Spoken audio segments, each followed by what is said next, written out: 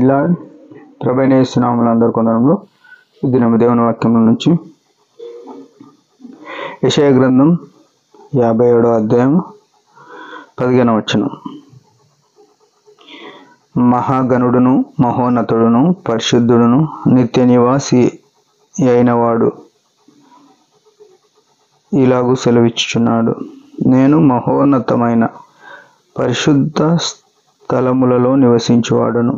ఆయనను వినయము గల వారి ప్రాణం ఉజ్జీవింపజేయుటకును నలిగిన వారి ప్రాణం ఉజ్జీవింపజేయుటకును వినయము గల వారి యొద్దను దీన మనసు గల వారి యొద్దను నివసించుచున్నాను. ప్రియమైన వాళ్ళారా, సర్వసృష్టికర్త అయిన దేవుడు, సార్వభౌమాధికారం కలిగిన దేవుడు తన యొక్క స్థితి, తన యొక్క ఉన్నతమైన స్థాయి ఏందో ఇక్కడ చూపిస్తున్నాడు. ఏమంటే మహాగణుడు, మహోన్నతుడు. ఈ ప్రపంచంలో ఏ ఒక్క వ్యక్తికి మాట వర్తించదు. ఎంతోమంది దేవతలు, దేవుళ్ళు నిలబడేవారు ఉన్నారు.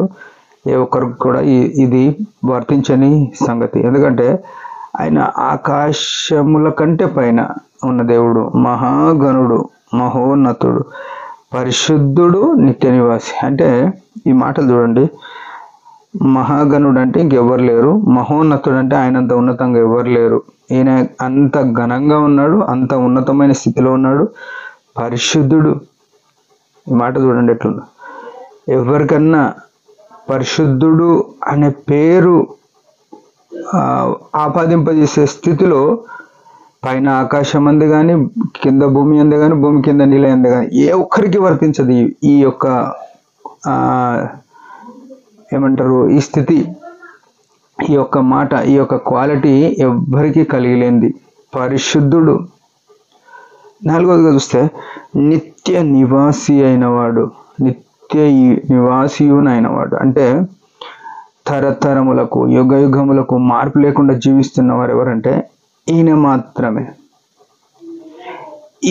ఈ యొక్క పరమ మహిమలో, మహాప్రభావంలో ఉన్న ఈయన ఏం చేసినాడంటే పాపి అయిన మనిషిని విమోచించడానికి ఆ స్థితి, ఆ స్థాయి అన్ని వదిలేసుకొని శరీరం ధరించుకొని లోకానికి వచ్చిన ఆయన ఆత్మ అయిన దేవుడు శరీరం ధరించుకొని వచ్చినాడు.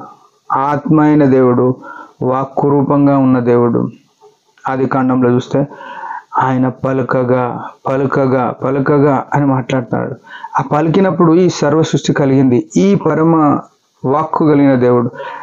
యోహాను సువార్త 1వ అధ్యాయం 14వ వచనంలో చూస్తే ఆ వాక్యమే శరీరధారి అంటే ఎంత మంచి మాట. ఆ వాక్కు అయిన దేవుడు, ఈ పరమ స్థాయిలో ఉన్న దేవుడు, మహాగణుడు, మహోన్నతుడు, నిత్య నివాసి, పరిశుద్ధుడైన దేవుడు, వాక్యమై ఉన్న ఆ వాక్కు అయిన స్వరూపము శరీరం ధరించుకొని పాపలోకంలోనికి వచ్చి ఏం చేసింది? నలిగిన వారి యొద్ద, వినయము గల వారి యొద్ద, దీన మనసు గల వారి యొద్ద, ఎట్లుంది చూడండి, నలిగిన వారి యొద్దను వినయం గల వారి యొద్దను దీన మనసు గల వద్ద నివసించడానికి వచ్చినాడు. అంటే ఆ పాప శరీరాకారం ధరించుకొని మనం అందరి పాపములు ఆయన మీద మోపబడటం వలన, ఆయన కలువరి శిలువలో ప్రాణం పెట్టడం వలన మనల్ని కూడా ఏం చేసినాడంటే ఆ ఘనమైన స్థితిలో ఉన్న దేవుని స్థలానికి తీసుకుపోవడానికి వచ్చినాడు. మహాగణుడు కదా, ఆ ఘనమైన స్థితిలోనికి, మహోన్నతుడు కదా, ఆ ఉన్నతమైన స్థితిలోనికి, పరిశుద్ధుడు కదా, అపరిశుద్ధమైన స్థితిలోనికి, నిత్య నివాసి కదా, అనిత్యం జీవించడానికి ఈ పాపి అయిన మనం ఎంత మంచిలో మనం తెలుసు. బైబిల్ చెప్పే నిర్వచనాలు చాలా ఉన్నాయి. అందరితో తప్పినారు, చచ్చినవారు, అందరూ శత్రువులు, భక్తిహీనులు, బలహీనులు, దైవోగ్రతకు పాత్రలై ఉన్నారు. ఇట్లా ఎన్నో రకాలు నిర్వచనాలు ఉన్నాయి. కానీ మన స్థితి ఏందో మనకు బాగా తెలుసు కదా, మనం ఎంత మంచోళ్ళము. ఇట్లాంటి భ్రష్టత్వం కలిగిన మన చూపులు, తలంపులు, ఊహలు, నడకలు, మాటలు ఇవన్నీ కలిగిన మన కొరకు ఆ పరమ పవిత్రుడైన ప్రభు వచ్చినాడు, సిలువలో ప్రాణం పెట్టినాడు. మనల్ని కూడా ఆయన స్థితిలోనికి, ఆయన వలె ఉండడానికి, మనల్ని ఆ స్థితిలోనికి నడిపించడానికి మార్చినాడు.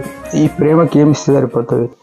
ఈ ఉదయకాలం కొద్దిసేపు ప్రభుని ఆరాధన చేద్దాం, ఆరాధన కొరకు సిద్ధపడదాం. దేవుడి మాట దీవించిన కాక చిన్న ఆరాధన. పరమ తండ్రి, యేసు ప్రభు ఘననామమును బట్టి వందనాలు. నా కొరకు మా కొరకు ఈ లోకానికి దిగి వచ్చి కలువరి శిలువలో ఇష్టపడి ప్రాణం పెట్టినావు. నీ మహోన్నతమైన స్థితి, మహాఘనమైన స్థితి, పరిశుద్ధమైన స్థితి అవన్నీ వదిలేసుకొని నిత్య నివాసి అయిన వాడు నా కొరకు మృతి చెందినావు.